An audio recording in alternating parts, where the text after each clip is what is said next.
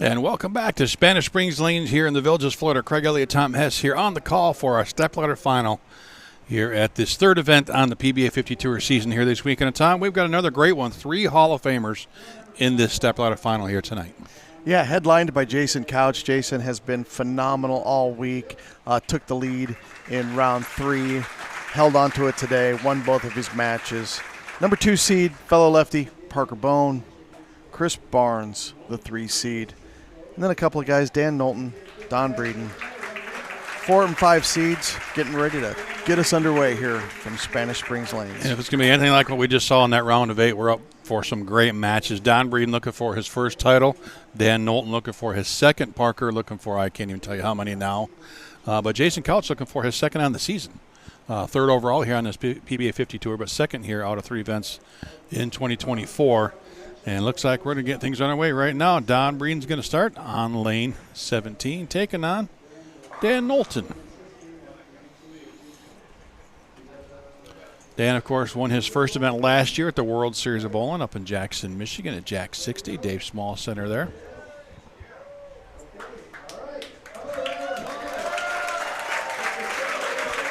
Don Breeden, Tom, you're very familiar with from Urbandale, Iowa. Yeah, I've known Donnie for a long time. A lot of people out here in BowlTV land might not know a lot about Donnie, but this man can play. He's a Peterson champion. He's won the Peterson. He's won the Bowler's Journal as well.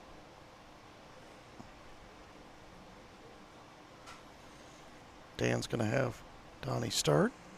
Donnie got the, we're going to call it the lucky dog this week. Donnie gets the lucky dog as the high-seeded loser.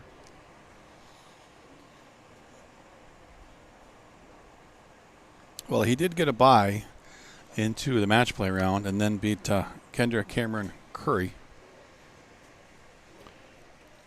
So he earned a spot in the stepladder, but as you mentioned, he lost to Parker Bohn, but as being the highest seeded non-winner there, here he is as the number 5 seed with a chance to win a title. Starts out with an old 10-pin.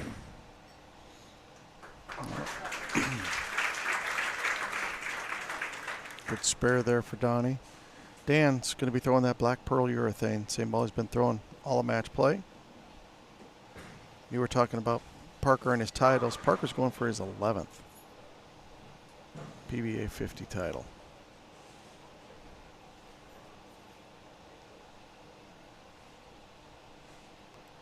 Ranks him up there with all the all-time greats here on this tour and several others. Great shot there from Dan. When it comes to crowd favorites, Dan's going to be that guy. Dan from Florida, over near Tampa.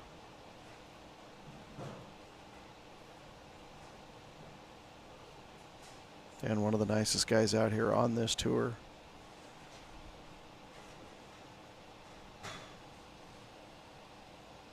Dan's one of the things that's great about this PBA50 Tour. Dan, successful businessman, sold his business, decided to come out, bowl full-time on the PBA50. Gets the light swisher. After a couple seasons, he got his win last year, so that's fantastic.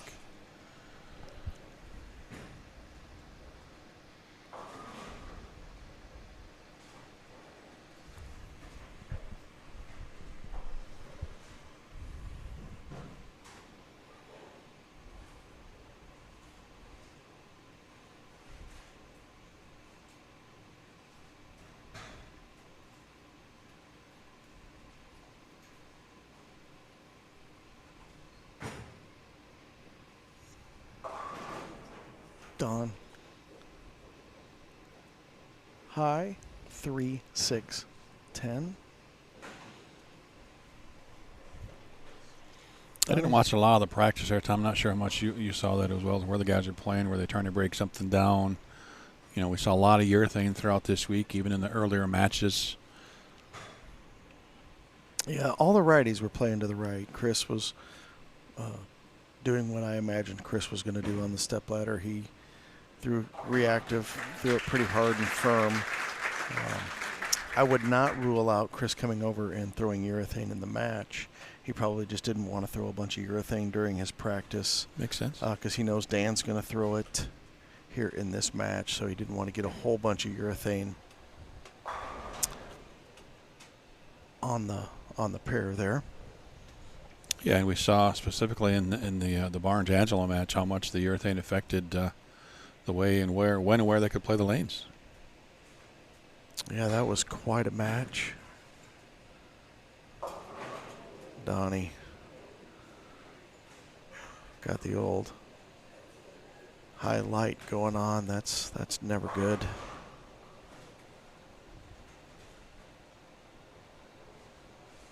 Can't imagine Don being too nervous, but this being his first PBA50 show, there could be a little bit of nerves there. Oh, when he wraps the head pin around the 10. That's not very nice.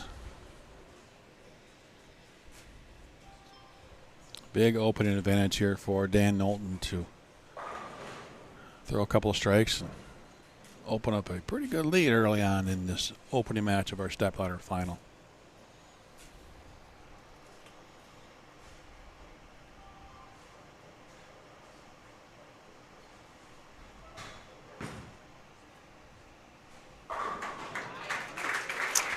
Dead high flush for Dan. It's going to be key for Dan making the run up this stepladder. We've seen him. We saw last in his match against Benny Haves that Dan bowled 260, then bowled 150, then came back and bowled 260 to win. He's not going to be able to do that tonight. He's going to have to stay on top of his game. I think he struggled a little bit game 2 in his first match against, or it would have been his second match, excuse me, against Brian LeClaire as well.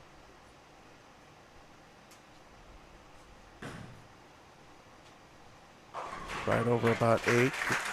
He's got it all going on right now. He's carrying the light swishers. He's carrying the high flush. It's good to be in that Dan Nolton right now. Other players not advancing to the Stepladder final here. John Janowitz lost to Jason Couch. Ben Haves lost to Dan Nolton. Brad Angelo lost to Chris Barnes in that round of 8 earlier this afternoon.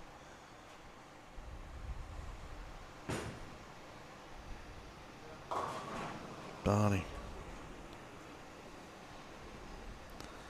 Not liking his ball reaction right now.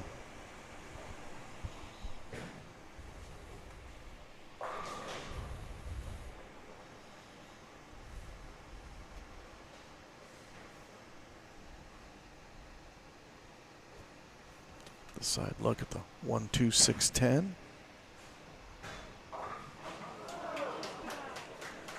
Boy, a little bit of rough luck there for Don. Is this about the time you want to ask for a couple mulligans? Maybe start over? Yeah.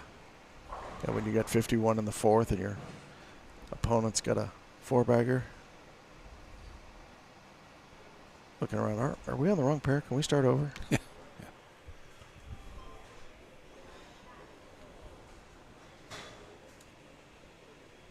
Donnie taking a little time here. Couldn't see. He was doing something in the seat. I don't know if he picked up a different ball. Picked some tape. Oh, that looks like the same ball. Moved a little left, trying to go around it. Light again.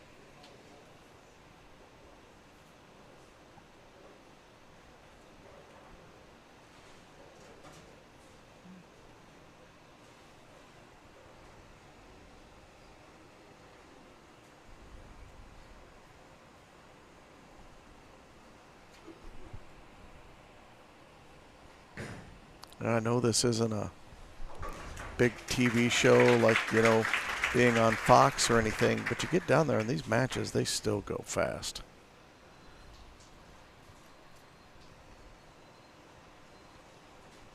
A lot of fans in the building here rooting these players on. They're in the spotlight down there in 17 and 18.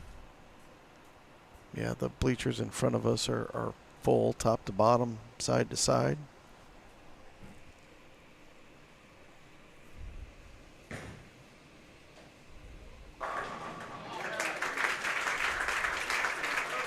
front 5 for Nolton.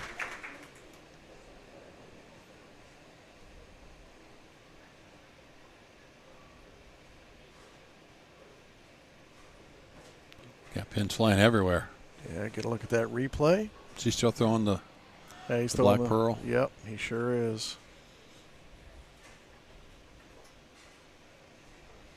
I went down and talked to his ball ref, Jeff Johnson, after that match, and the Scorpion low flare was sitting on the ball return, but he never threw it.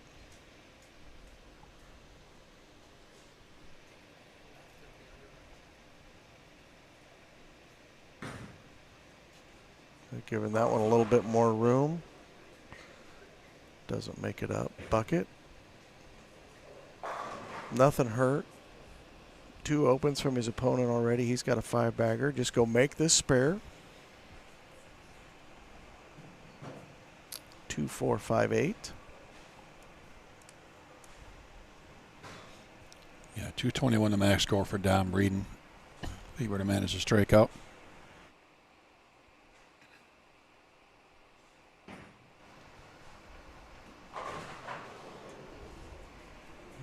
Well, if you're Don Breeden, that's what you need. You need Dan to have a couple of mistakes. Now Don needs to step up here and throw 2 really good shots and get that double. All of a sudden, maybe get Dan Nolton to think about it just a little bit. It's not really the score change there, but he says, hey, I got an open. Okay, there's a little bit of hope, right? Mm-hmm. I mean, a lot of pins to make up, but that little birdie on your shoulder says, don't give up just yet. Yeah, 221. All right. And we saw Donnie do it against Parker in the last match. He I mean, it was spare sheet for 250. A little bit of a not as good a look as he has right now, but you can see Nolton now with the 6-2 is pacing just 222. So if Donnie's able to throw the back 7 here and get to 221, you just never know.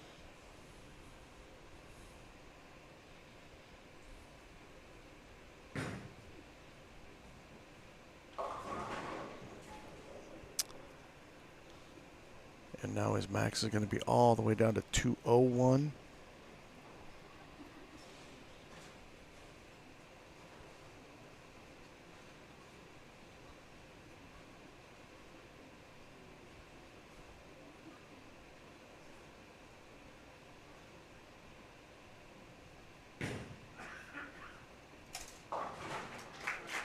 Nice spare there from Don.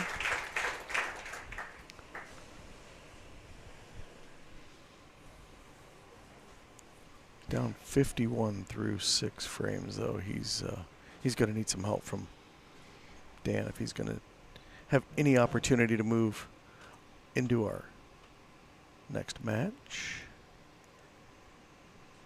See the nice tall stance from Dan. Ring 10. Well, we talked about it earlier. One of the things that we've seen from Dan is his single pins. Back-to-back opens, potentially, if he misses this, could definitely put some doubt in his mind. But with Don not getting that double, it's tough. Tough to make up the ground here. Yeah, if Donnie would have doubled right there, Dan would have had a lot going on in his mind shooting this 10. But I expect Dan to just get up there and run this one over. Wow.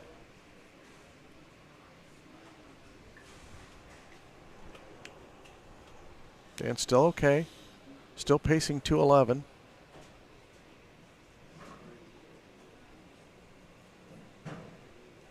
And 2-1 the max score, as Tom mentioned, for Don Breeden here.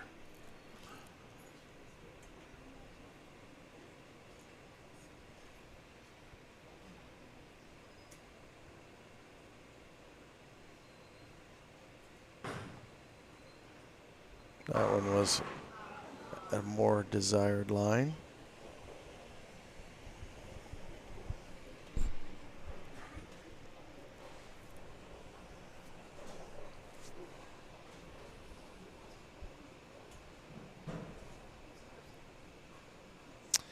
To me, Dan just doesn't look like he's been as aggressive after he got that one to the right and left the bucket, and then he missed it. Those last two shots just looked slightly tentative, like he just didn't just go up there.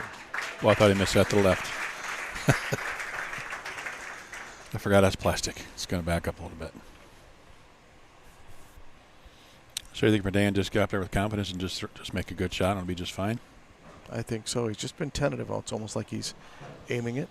You know what I mean? He just needs to get up there and let it go.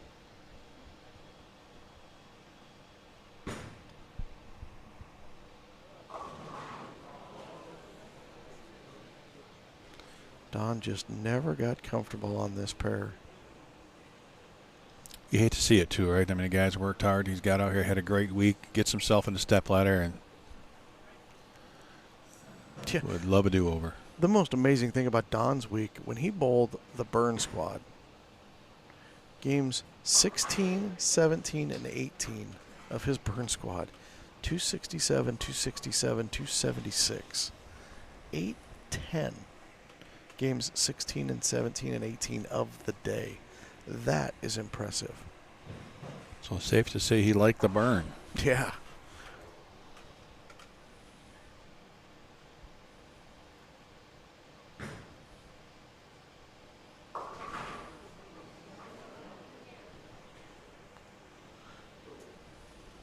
Yeah, you don't see Don Breeden this lost like this very often. I think he might just be just a touch too far left. I wonder if maybe he moved to the left to try to get away from Dan's urethane.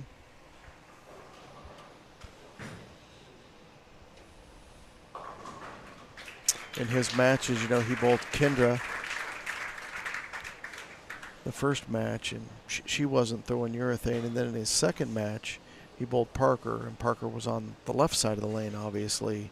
So this is the first time that Donnie's been out there in a match. He was on our pair with Andres and I this morning, and we both threw urethane. So he's seen how the urethane affects the lane, but I think he would have been better to move just a touch to the right. Dan's got a couple games to try something different. He walked up there with a different ball. He didn't grab one off the rack. See, that was just confident. Yeah, 100%.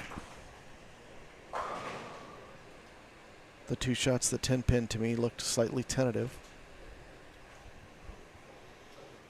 Like he was trying not to make a bad shot.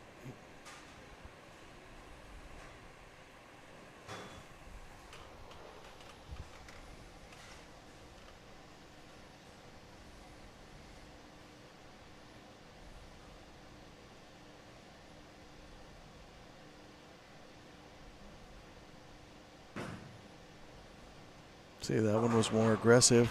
Got the light swisher. That one had the projection of the same one that left the bucket, but it was just a touch slower. I think the reason he left the bucket, he was on a 5-bagger. When you get, 5 baggers, you get a little bit excited. Your ball speed comes up just a little bit, and it doesn't make the corner. That one was trusted, was confident, and at the right speed, so it made the corner. And you grab another ball here on the fill. Yep, this might be that. Yeah, this might be that Scorpion low flare. That looked pretty good. Took a step to the left.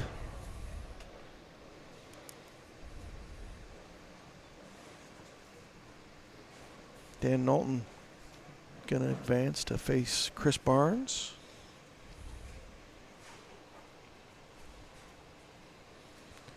Chris and Brad Angelo had a heck of a match. Chris able to come out on top of that one, throwing the IQ 78, so we'll have to see what Chris decides to do in this match.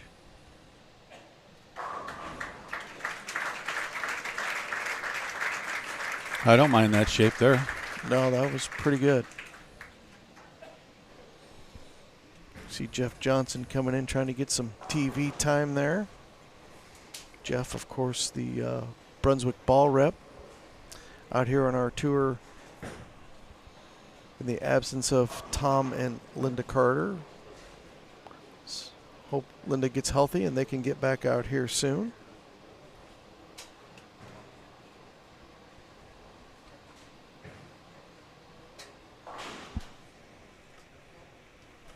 Boy, just one strike for Don.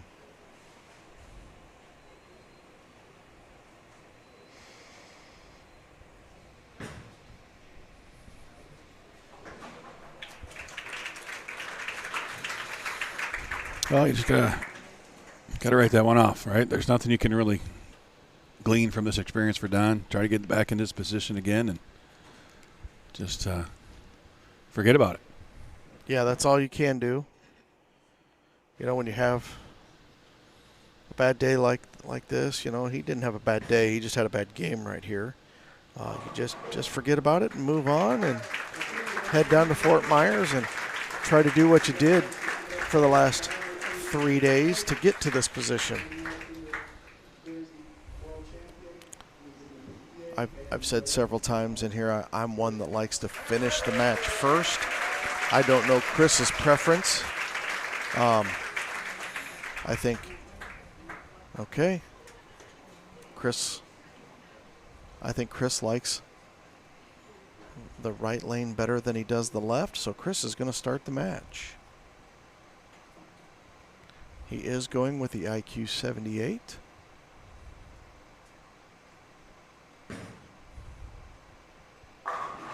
And that's pretty good. It's amazing the talent of these guys that can get up there and look absolutely lost for 6 shots and then step up and absolutely ace the first shot of the match. I think he does it just to mess with us. Just to, you know. Might have been messing with Dan Nolton. Well, could be that too. Dan there watching him throw 8 shots and only throw, what, 2 strikes in the 8, maybe 3. Dan thinking, hey. Then Chris steps up and goes, not so fast, my friend. Dan is going to stay with the urethane as well. Dan's a little bit further right than Chris is. Danny gets the light swisher there to start the match.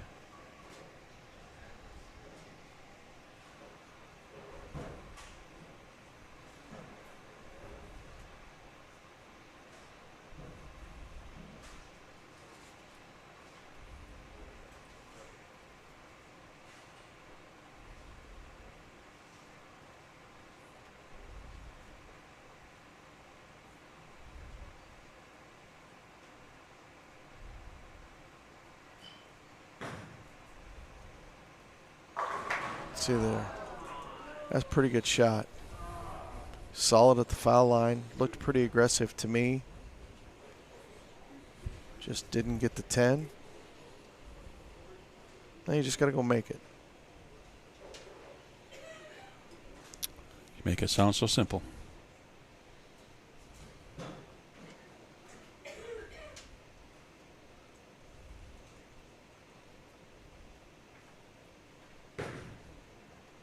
And he did.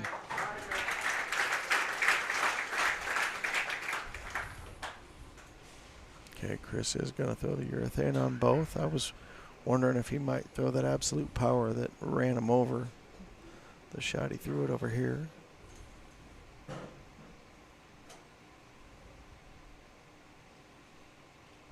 And now Chris cocks that wrist. He really unloads. Chris, one of the best at getting the ball to roll early on this tour.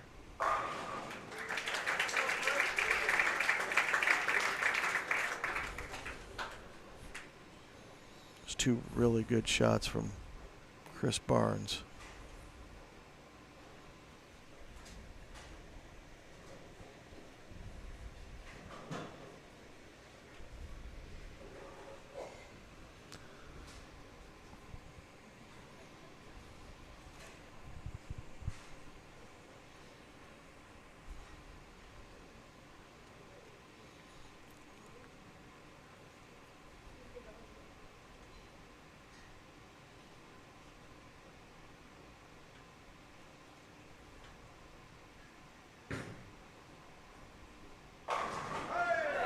Oh, and he gets the 10 to go late.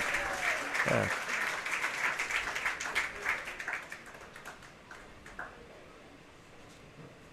Six pin gets enough of the 10. You can see it come off the wall. Opening 3-bagger for Barnes.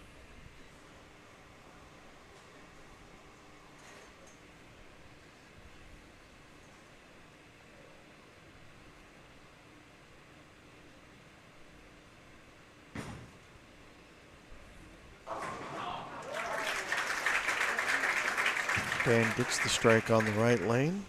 A little bit of Chris's decision might be that, you know, Dan did struggle a little bit on that left lane.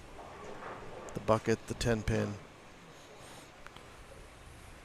Then got up through 3 pretty good ones in the 10th, but there was no pressure on him in that situation as Don was struggling. Might be a different situation when he's on this lane, you know, and it's a must-have.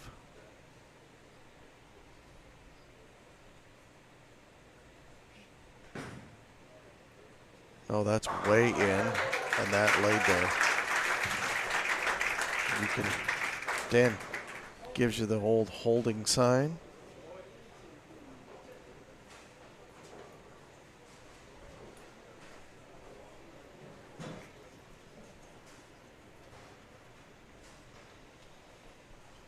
Well, he knows he can miss there.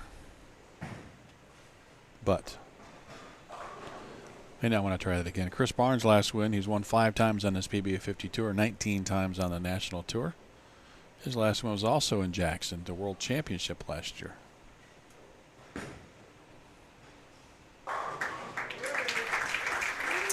Yeah, Chris looks really locked in. We just saw in his last match that the urethane isn't going to affect him. He stayed in it for all 3 games. In his match against Brad, game 3, bowled 240. Switched to reactive and bowled 240. And wasn't enough to advance.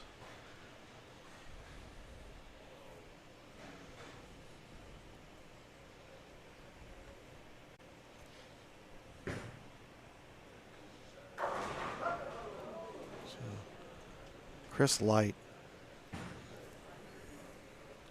Again on 17. That's been the miss there. Coming up light. They look a little quick to you as well, maybe? Or? Might have been quick. Might have been, you know, just a touch to the right. You saw Dan miss way. I mean, Dan's was 3 or 4 boards left. Chris wipes the brow as he's been fighting a little bit of that missed single pin bugaboo as well.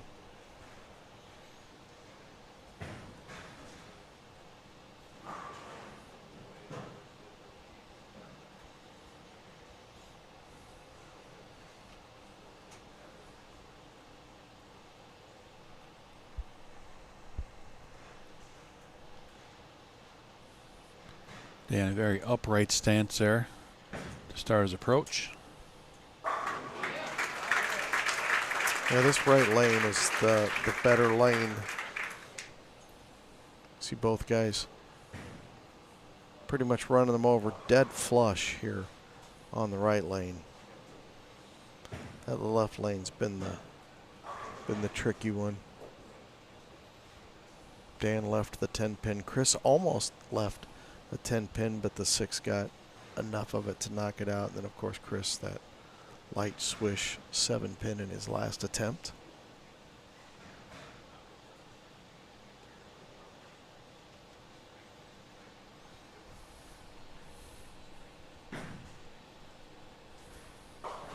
Dan, yeah, made sure that one hooked. You know, Craig, it's a case that when you pull one and you get away with it and it lays there, sometimes you can think you have the hold. Right. But the reason you pulled it, you probably got over it a little bit so you didn't come out of it quite right. That helps it skid through the front part of the lane. If you think you've got that hold and then you get over there and you throw it good, it doesn't skid through that front part of the lane. It picks up and then it goes high. Dan leaves just the 3-6-10. Good cover.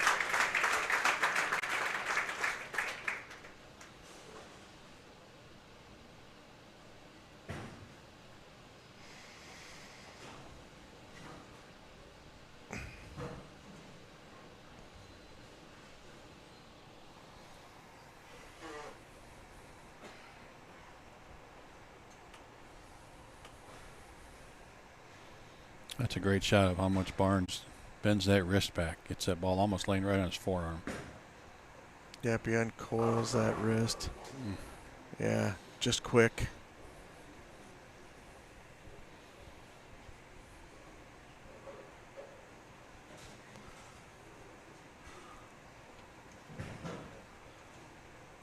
Good news, bad news situation here for Barnes. Going to lose the count battle. But because his misses were together, Chris is still in the lead. Chris, his max score is still higher than Dan's. Dan can bowl 257. Chris can still bowl 265.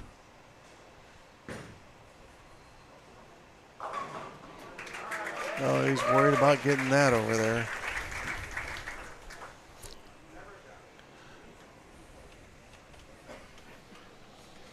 Maybe a shadow of a doubt on that one.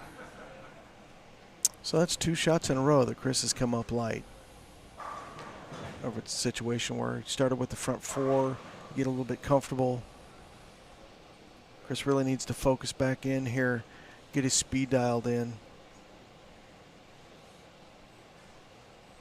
You can see when the ball came back, it's 38-foot Marshall Holman pattern. There's still a lot of oil on that ball.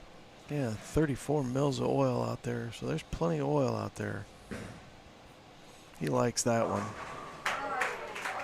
That's a light swisher. Almost all the strikes on that left lane have been light swishers.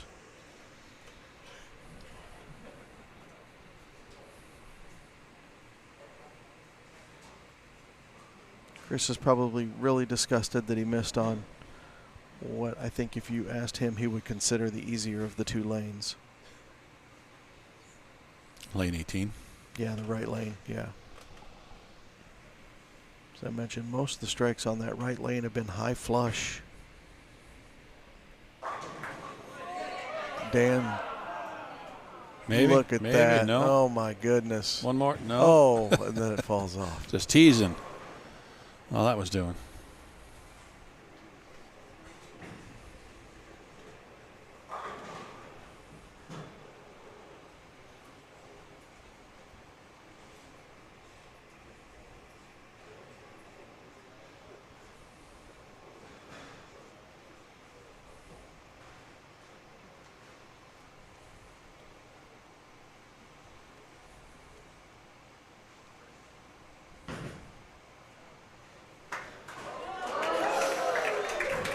Where did he hit that one, Tom?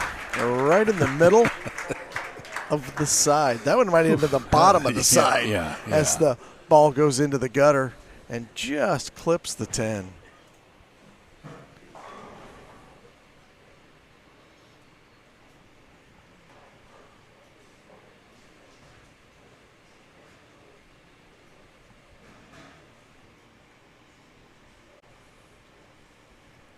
.246 the max score for Dan Nolton. .245 Chris Barnes. Dan's most. Sorry, .265 for Chris Barnes. Yeah, that's light again. You can't throw it hard and miss right on this left lane.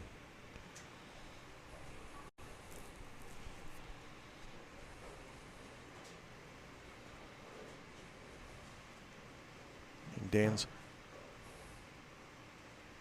best looking strike on that left lane was the one that he turned around and went holding. I think I might try to play that hold a little bit and just throw it a little harder. Don't mean to contradict myself, but I would play the hold, but I would also change my release to try not to get it to hook, but play the hold and be more firm and at the pocket on that left lane. With the black pearl or go with the scorpion? With the black pearl, the one that he pulled that he went holding.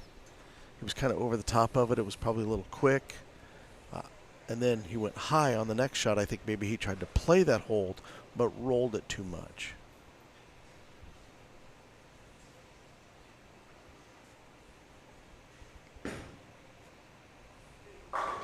Chris back dead flush on the right lane.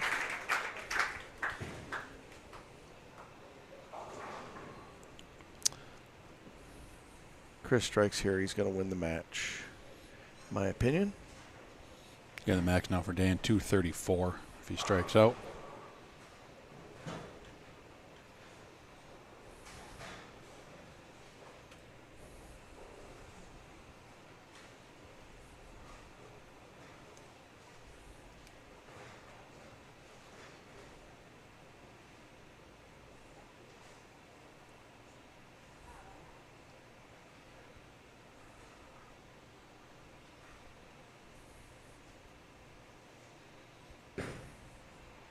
He likes that one.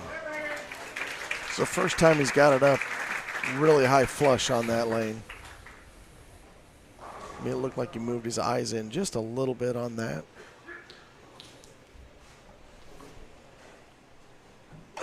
So the max now for Chris Barnes, 265. Dan Nolton, 234.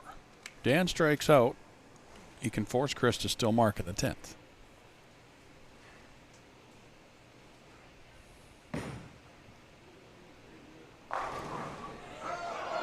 Oh, that's another Again. one.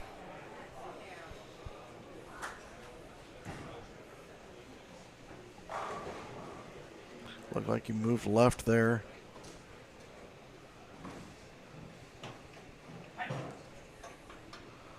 Can't tell. Those two balls are so close in color looking at the monitor. He was further left there. I don't know if that was to the reactive or not.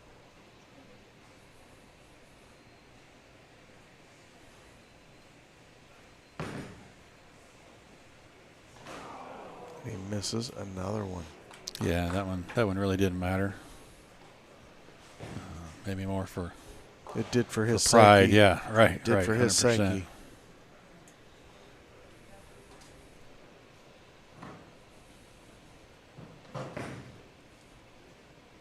Yeah, this is definitely the reactive ball.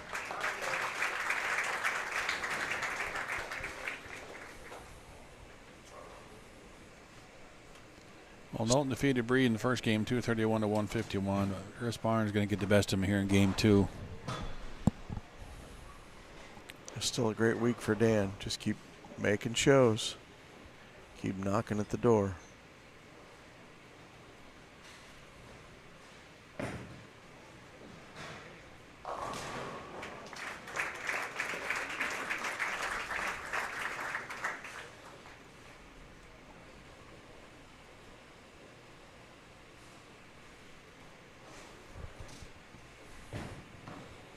And Chris is going to take a look at reactive, which not surprised at all.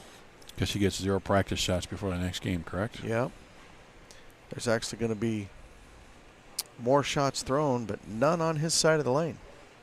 Great point. Yeah, both lefties. Yeah. After this match, Jason's going to get to come on and throw 4 shots. Parker's going to get to throw his 8. And then we're going to go into the match. But again, Parker and Couch, both left-handers.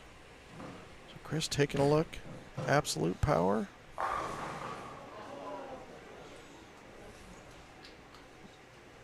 It's a pretty good shot.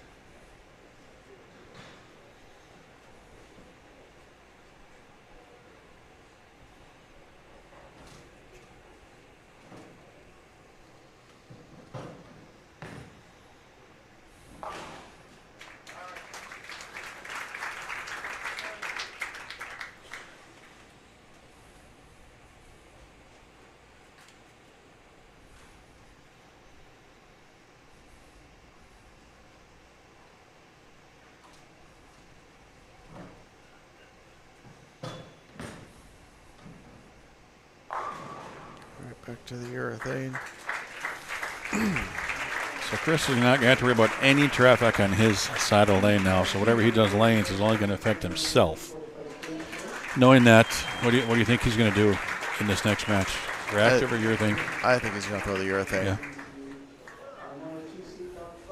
Chips. And how about that guy that Chris is next to there, 5 titles, Lenny Borsch Jr. How about the week that Lenny had here? Came out competing after all the health issues he had. Made a little run for a while. Thought maybe he was going to make it in the top 62. Come up a little short, but just being here And all the great support he had from all his family and friends was fantastic for Lenny. Yeah, it was an emotional night for Lenny last night.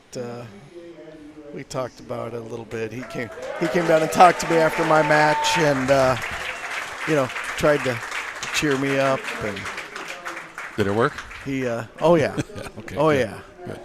Good. It was funny. He came down there to cheer me up, and then he started talking about how disappointed he was. I'm like, hey, you're supposed to be here cheering me up. Yeah, it's about me right now, Lenny. Come on. What are we talking about you for? But no. He was emotional. He said, he told me, he says, man, I walked around the corner. I saw you in the Nobody Fights Alone shirt, and I started crying. I'm like, Lenny, But let's get back to business here. Parker Bohn has elected to start the match. Yep, got no look. Nothing at all. Except that didn't look so bad.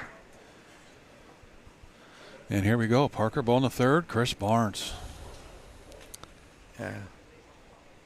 Parker, I'm sure he was paying attention to that left lane. That results were not as good on that left lane as they were on the right for Chris.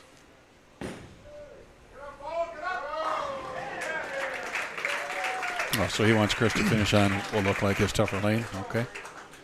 I got you. I'm sure that is part of it, but my guess is that Parker also likes the right lane better than he does the left. These guys are Hall of Famers. Finishing the match to them doesn't matter if they have to get up and throw all three in the 10th to win the match. Neither of these three guys are scared to do that.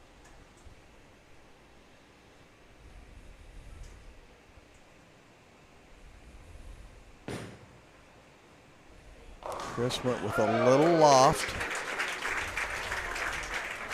He's getting away with that on that lane, didn't he? That little swisher, light pocket where the 5-pin goes a little late.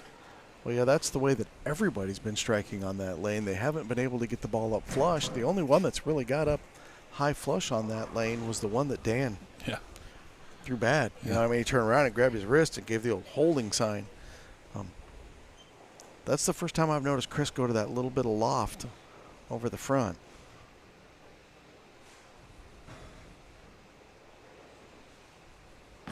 The legend, Parker Bohn. Oh. He looks thrilled with that. That's kind of one of his patented where the 7-pin just kind of lays over, though. We've seen that several times with Parker.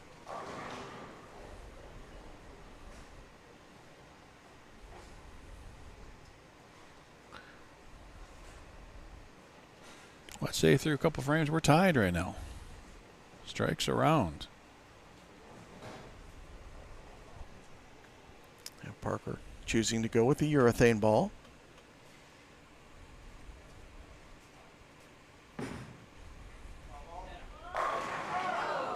Oh, that was a really good shot. 4-pin. Just ringing around the 7.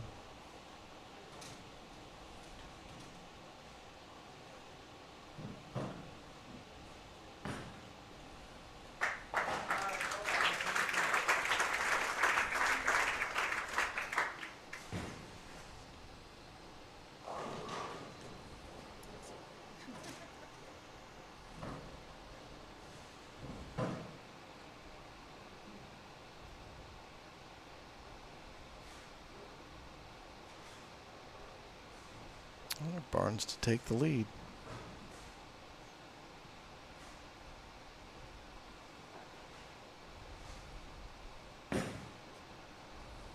Oh, he didn't like that one.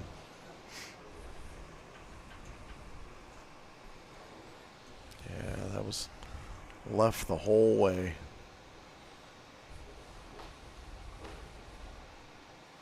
That was on his good lane too.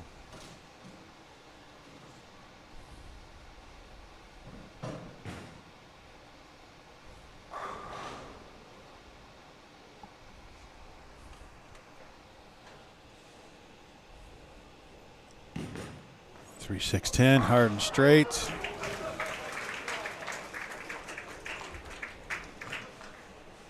Okay. Yeah. Not how he was trying to make it. No. Results-based game. It's not how, it's how many. He knocked them all down. It counts.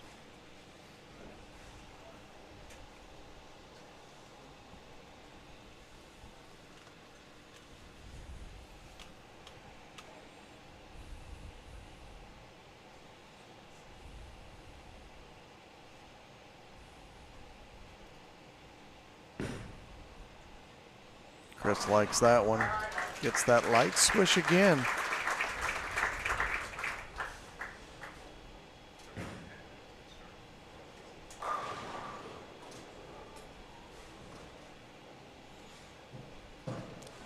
Looked to me like he tried to go to the loft on both lanes, and I don't know that he necessarily needs to do it on the right lane.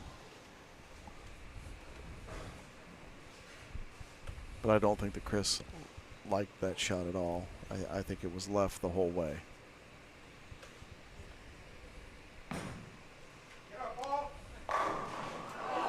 Oh my. Wow.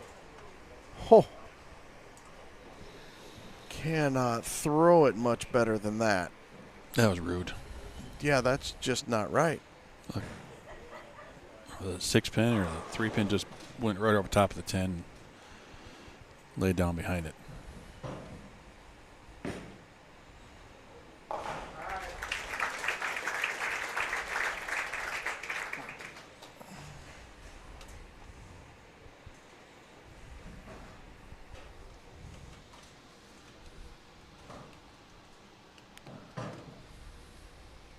I think Parker would take that shot on the right lane again every time he stepped up there the rest of the match. That was pretty good.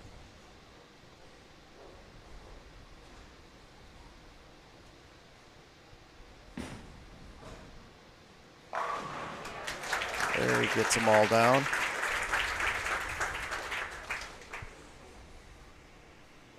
See that mutual sign of respect with the fist bump there.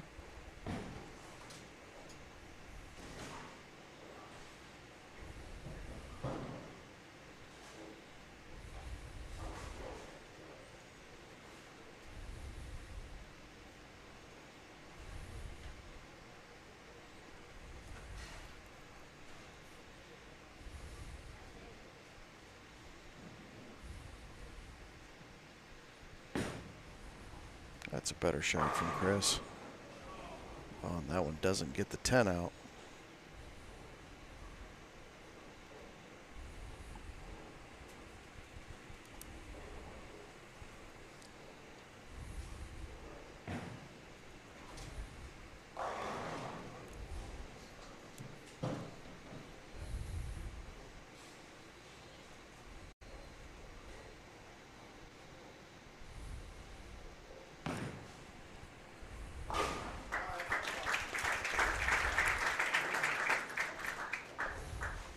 Great spare there from Barnes.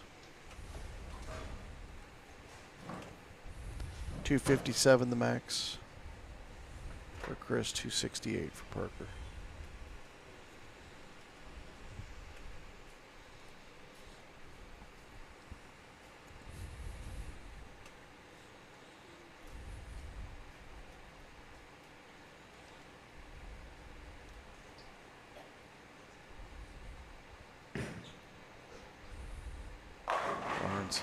There's the first one. He's got up there flush on that left lane. That one actually finished pretty nice.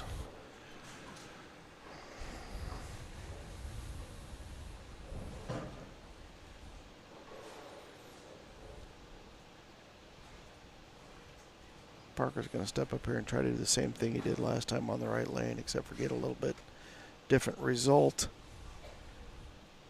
Can't throw it much better than the last one. Yeah, that 10-pin was something else.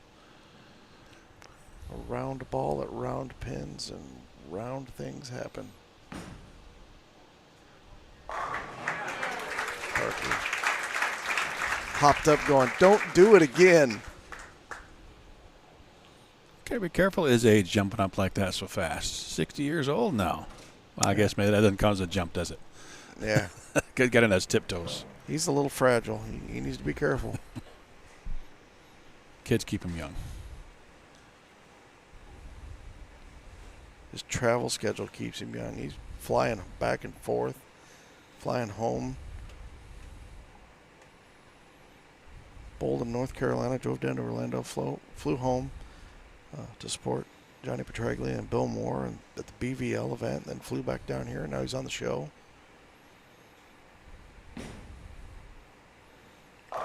Just a regular week in the life of Parker Bohn. Another 10-pin.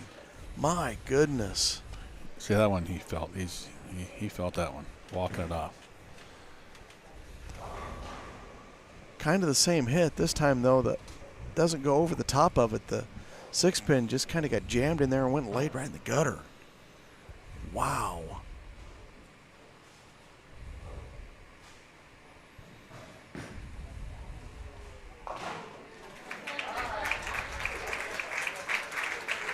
Parker, always the showman.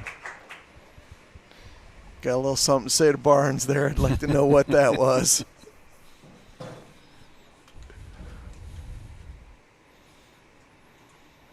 Several Nagy Award wins under Parker's belt, but he is a prankster out here on this tour. He's a jokester. He'll give you a little bit here and there, a little chat in the ear once in a while. Boy, don't I know it. With love, of course.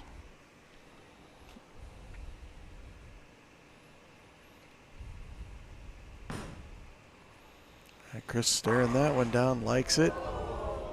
Gets the 7, but not the 10. Boy, this lane went from his good lane to his bad lane real quick.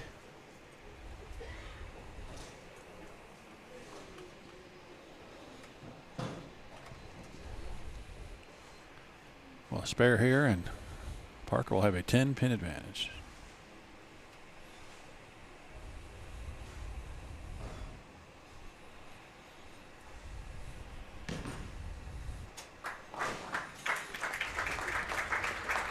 Got enough to knock it over. Not as much of it as he was hoping.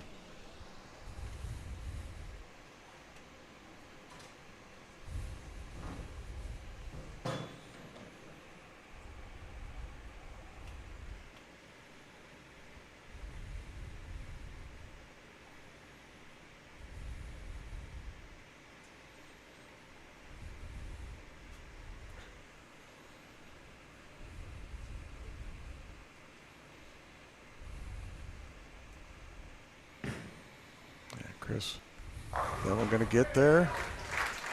6-pin does its job, slaps the 10 out.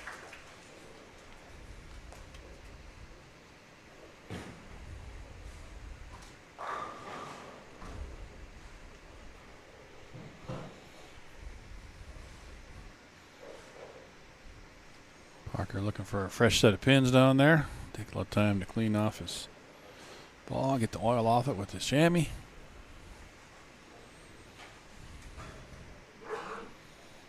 .137 in the 6th for Parker, 147 in the 6th for Barnes, or 7th, excuse me. 10-pin match.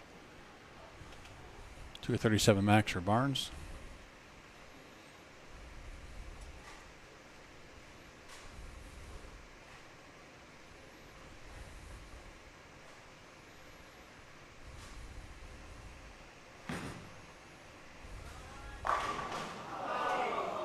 Oh my goodness. Wow.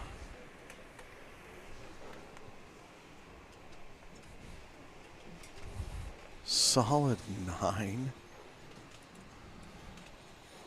Well,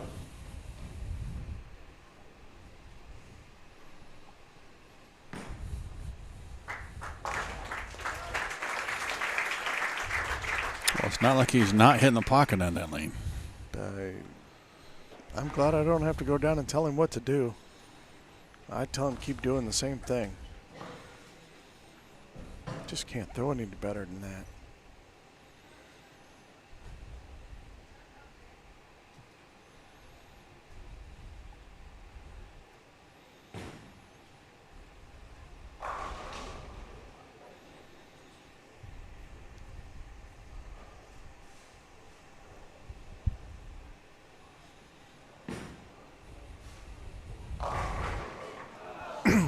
My goodness. Had a blocker there. Like someone's going to knock that 10 pin over. Can't carry the high one, can't carry the flush one, can't carry the light one. Wow. All of a sudden, Chris Barnes can strike out and win this match.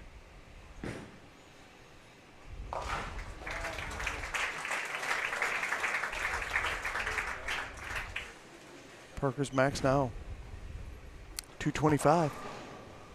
Chris can still bowl 237.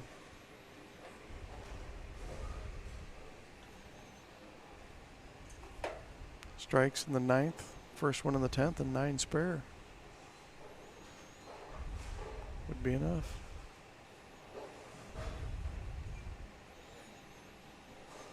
Good shot out of the banners there. Spanish Springs Lanes, a nice mural at the end of the lanes there.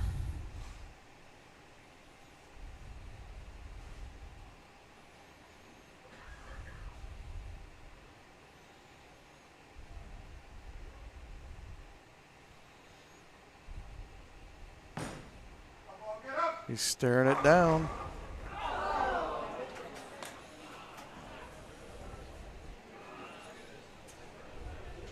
Wow.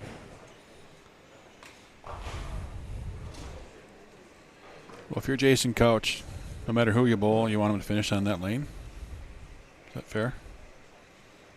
I would guess you want Chris to finish on that lane now. I mean, I'm not so sure about Parker. But wow.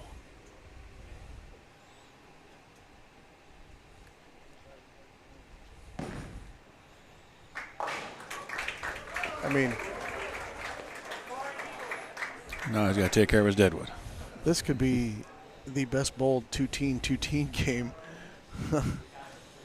What? I've seen one errant shot here.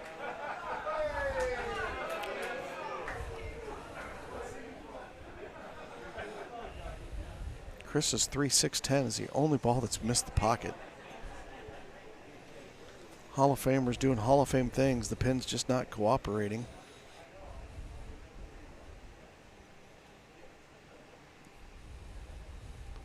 All right, Chris's max now 217. Strikes out to force Parker to double.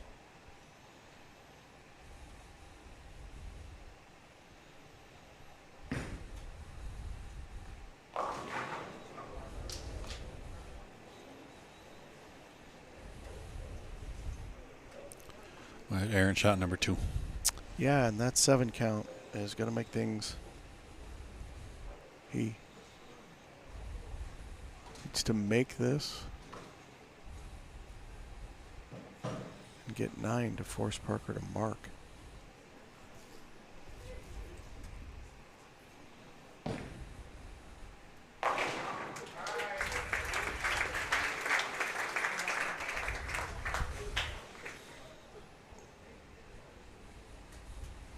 He looks perplexed, like he thought that was good.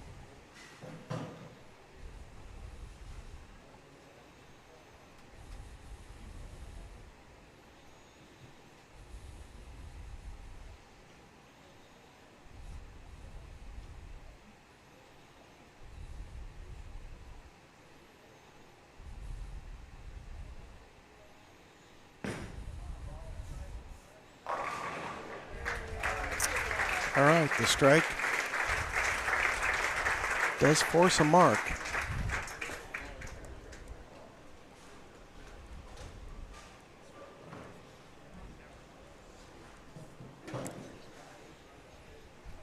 I believe that 204, he thinks it's probably a better throwing game than his last game against Nolton at 243, right?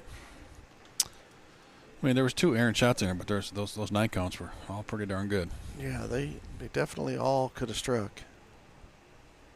And I think it's funny that, not funny, haha, but coincidence that he lost that right lane. He looked so good on it. When a Hall of Famer needs any kind of mark, that's what you expect right there. Said it a million times. That's the best kind of mark.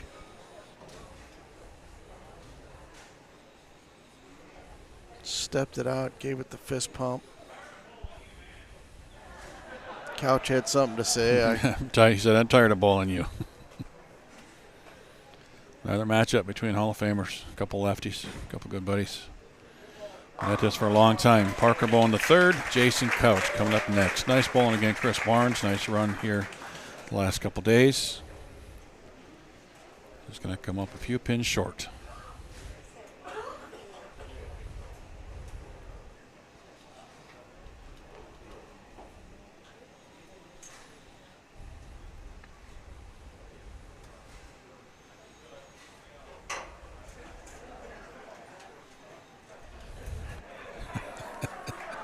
I think Jason's ready. I don't know why Jason's bringing a 3-ball bag. Yeah, he needs one. He's probably got 3 of them black ones in it.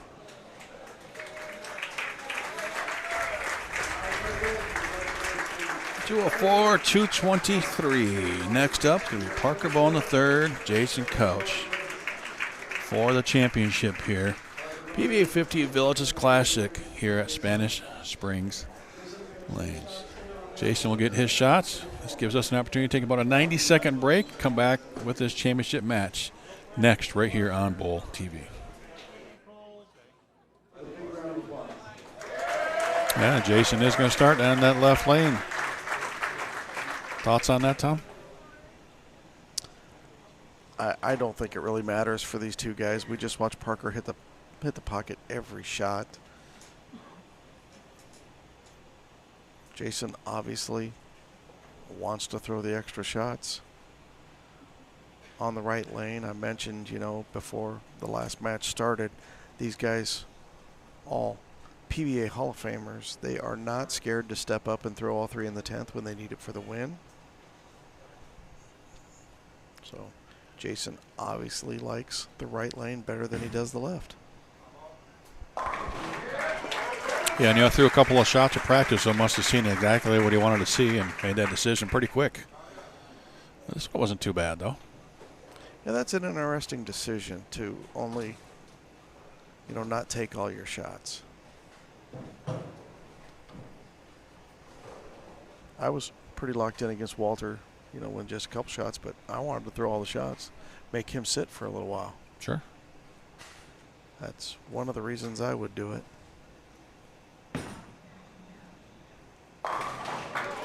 Oh my. Just about did it again. The way that 6-pin is falling. Well, look at the motion of this ball, though. It was, I don't know, that looked a little different. It kind of almost fluttered. It's almost like something might be slightly off spot down there. The way that 6-pin is getting into the 10.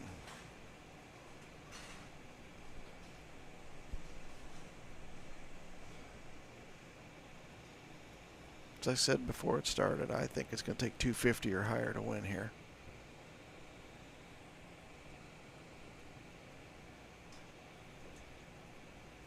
Back to the hand dryer for a little bit for Parker.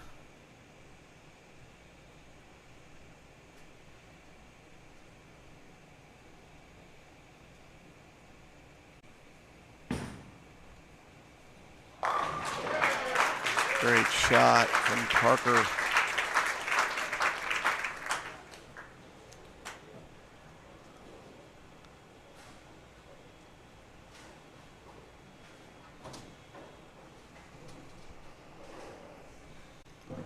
Game on.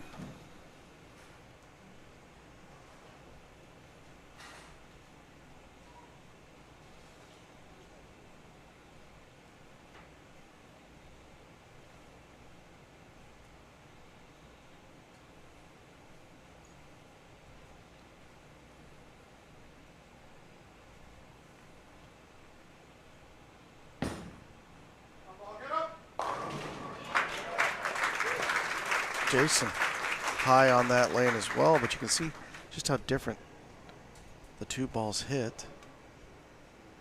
Jason actually gets the 6-pin to fall to the left. Parker's is like jamming into the 10.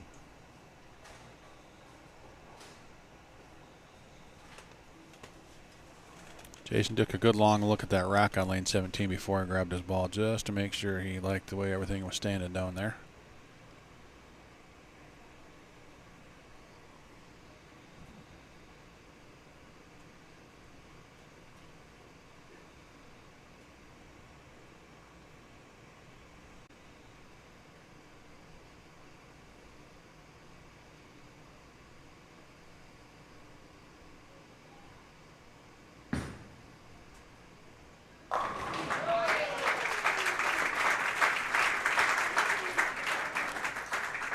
Another strike. That one didn't look quite as convincing.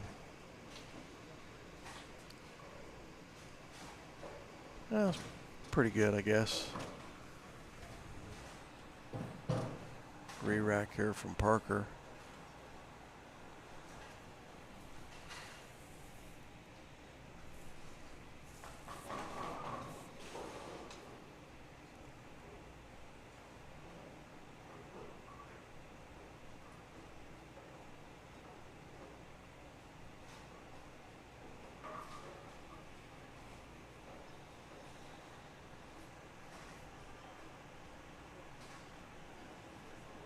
A cell phone going off there. That's some bad timing.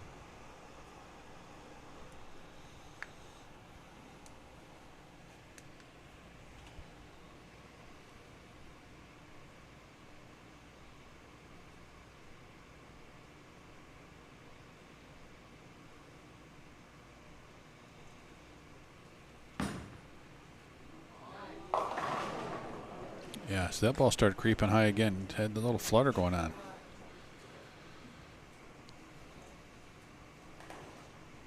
I think that shot was just right.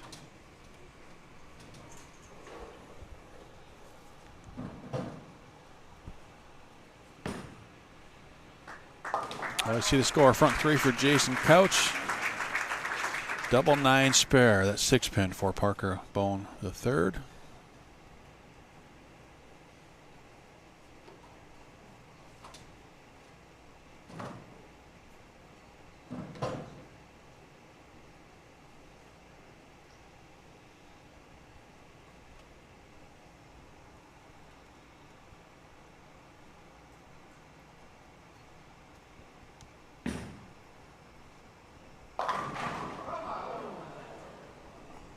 Yeah, Parker's really trying to jam it up in there.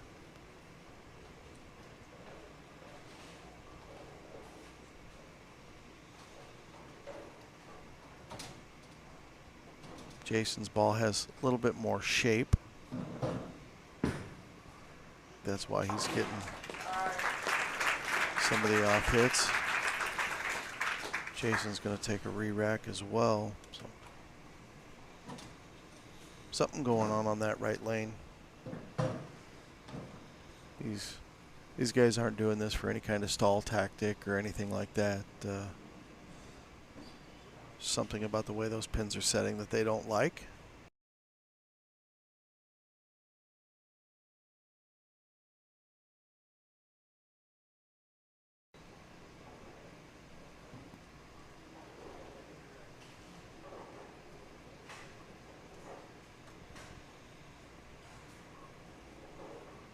Now, does he have to? Is there a reason he took the second one there?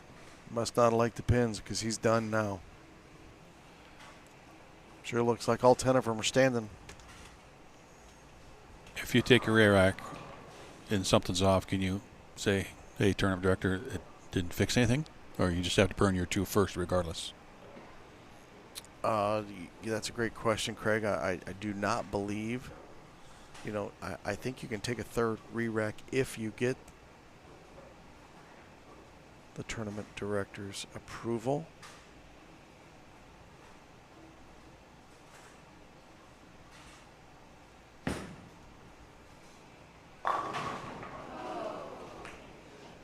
Yeah, 2 re-racks, gets up and stones a 9.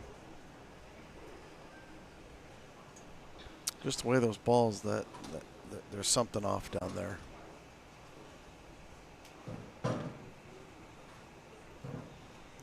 And Jason will have to finish on that right lane, lane 18. Yeah, I asked him earlier in his match against JJ why he finished on 19th, and he said, yeah, the rack's not good on 19, but I had a better path to the pocket, so he must have thought the same thing here. Better path to the pocket, and just hope that you can just be a Hall of Fame bowler and get up there and make those great shots like Jason has all week long.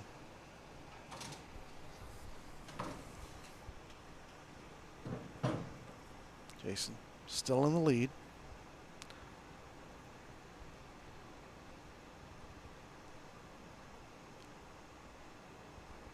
Be interesting to see if one of these guys decides to make a change. I don't think it'll be Jason. If somebody changes, I think it'll be Parker. I think they're I think they've created a little bit of early hook for both of them.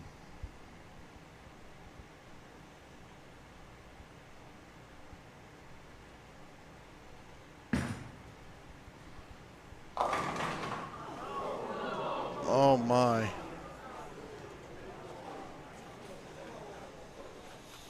So Jason made sure he got that one through the front, and it just doesn't quite come back where he wanted it to, and kind of a weak 7-10 there. Yeah, he looked like the speed might have been up just a touch on that. Says 16.57 there on the screen. Should have been doing a better job of paying attention to what it was before, but yeah, that one definitely did not go through the pins. And that was not a common lead this week. We didn't see a lot of 7-10s. A lot of big 4s. 4-6-7, 4-6-10 combos, but not a lot of the 7-10s.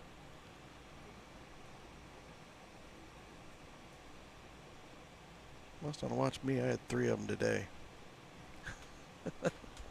Come on, Jason, bounce it out. Oh, it misses them both.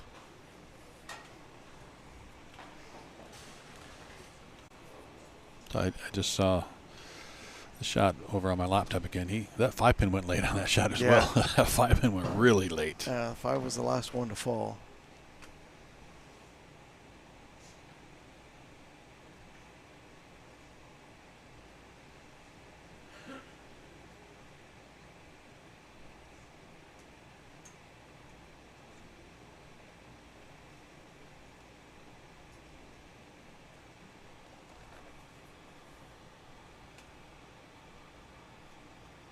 It's warm in here.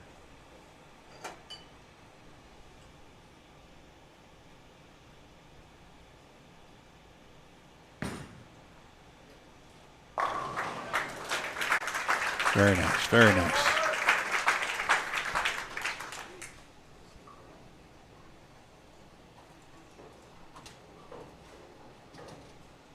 That one had a little more shape into the 1-2 pocket.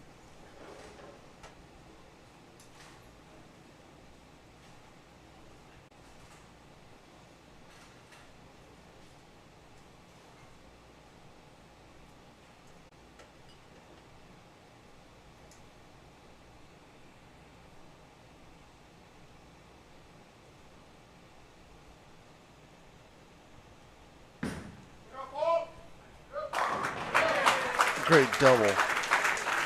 Well, what do you do when your opponent gives you an open? You step up and you throw the double.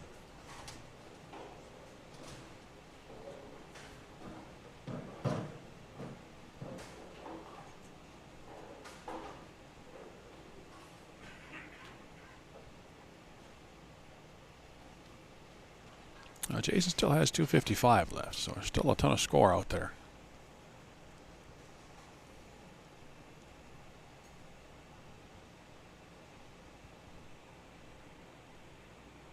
Jason's not out of this match. There's a lot of bowling left. We've seen lots of weird hits happen. Jason gets around that one, 7-pin. He tried hooking that one more than any shot we've seen tonight.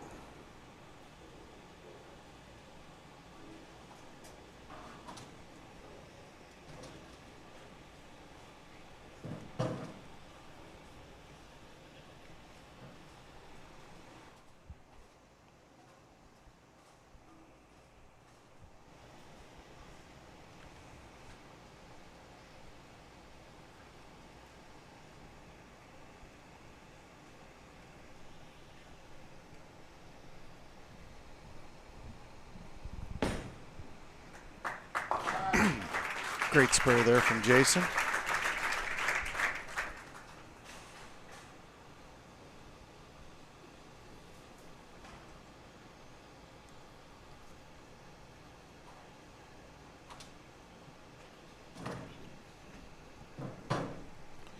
That 7-pin for Jason was 16:43 on the speed, whereas was it 16:45 the 7-10? So 16:57, I think it was. So, yeah. So pretty close.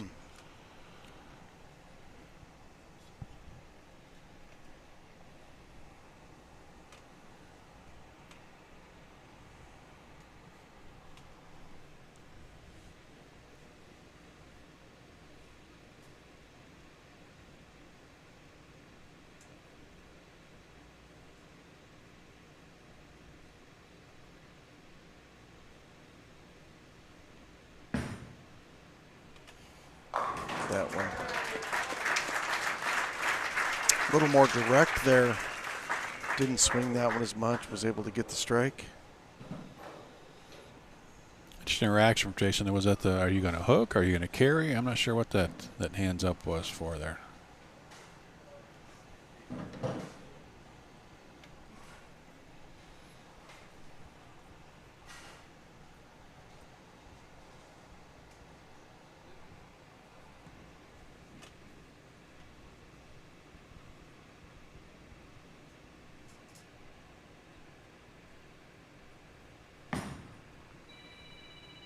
Another cell phone goes off.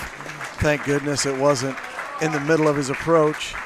You'd think when one went off that people would get the hint and maybe everybody would check their phones. Somebody just yelled it in the crowd. Shut your phones off. Hey, it wasn't me this time. It wasn't me.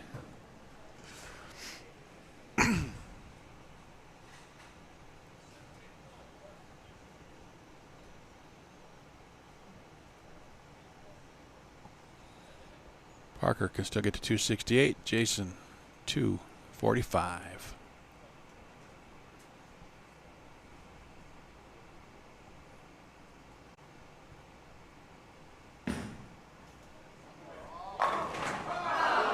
Oh my goodness.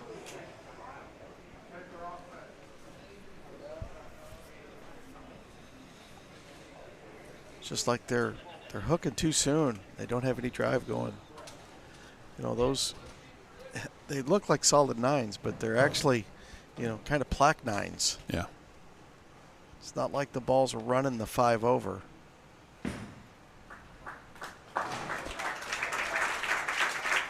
It's one of those where I wish we had a camera on the pins. I think the 5 went in front of the 9 there. Okay, 247 and 245 our maxes.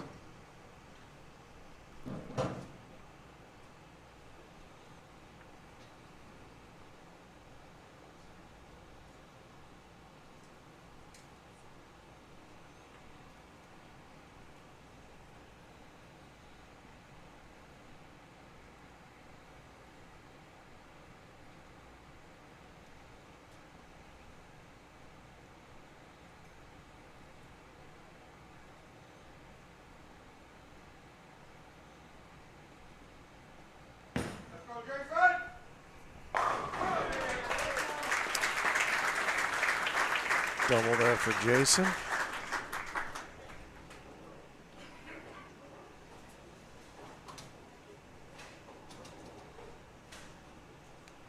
I think we're setting up for an exciting finish here.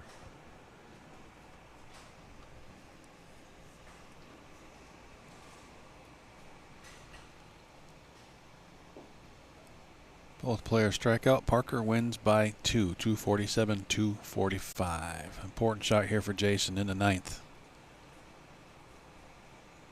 Strike here and hopes he gives himself a chance to get up in 10th frame after Parker finishes to try to win this title. Yeah, no matter what happens here, Jason's going to sit down and say, please give me a chance.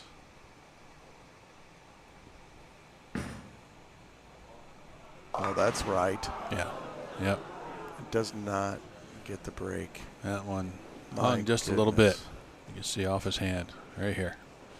That's right all the way. Dead right. He's asking it to hold. Doesn't need to split there.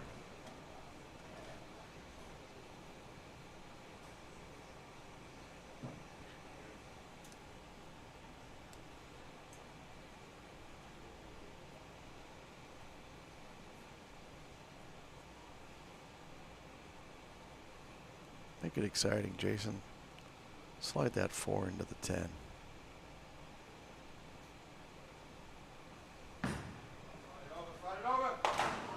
Oh, he tried.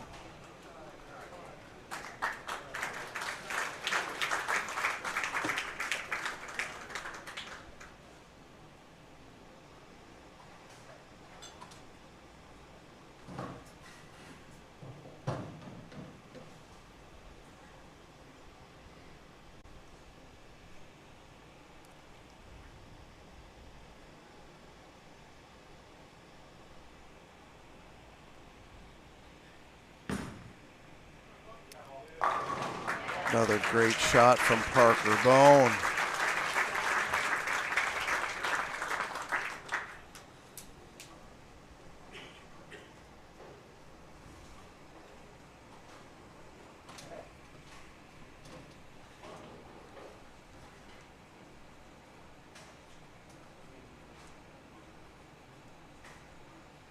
Six pins here is going to be enough. Parker Bohn's going to be our champion.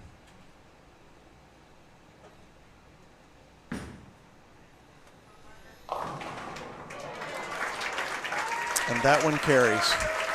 Of course it does. Of course it does.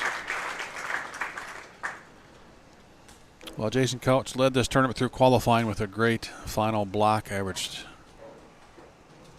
almost 260. Got his wins here in match play. I just couldn't quite seal the deal here against Parker Bohn III in this championship match. Here in the Villages, Jason has been close here several times. A place he really wants to win. Gonna have to wait till next year. Our third different champion here in 2024. And our third Hall of Fame champion here in 2024 on this PBA50 tour. It's a Hall of Fame tour, Craig. No doubt about that.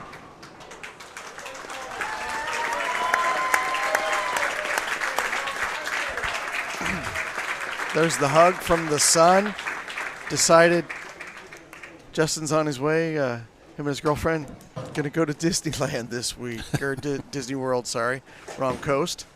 Decided, yeah, I don't get very many opportunities to see my dad. If he's still bowling when I get close, I'm going to go over and watch. And how about that? Awesome. Gets to the winner's circle. Congratulations to the Bohn family. Great job, Parker. Jason Couch, you were the class of the field this week. Unfortunately, just not able to get that one game.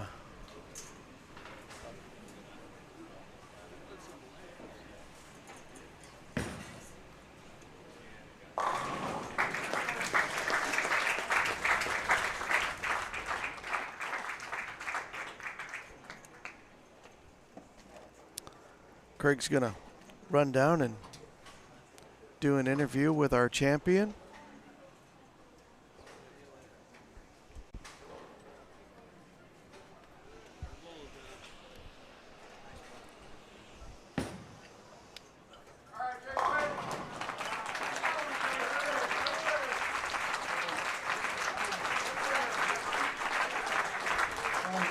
You get an applause for our great bowlers here. Congratulations, Jason Couch. Hopefully stepping into the tournament, and of course, our champion, Mr. Parker Bohn III.